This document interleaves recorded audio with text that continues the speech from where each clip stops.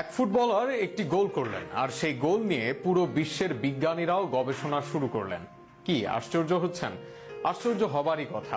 যদিও ফুটবল নিয়ে বিজ্ঞানীদের কোনো মাথা ব্যথা নেই, তবে বিজ্ঞান আছে সবকিছুতেই।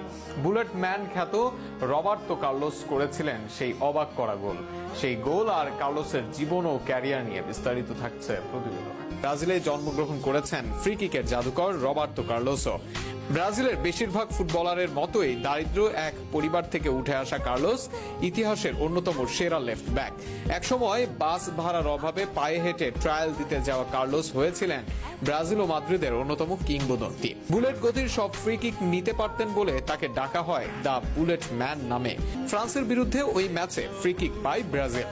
শটটি নেওয়ার আগে কেউ বুঝতে পারেননি কি হতে চলেছে, কারণ বলটি যেখানে বসানো ছিল সেখান থেকে সোজাসুজি গোলে মারা সম্ভব ছিল না।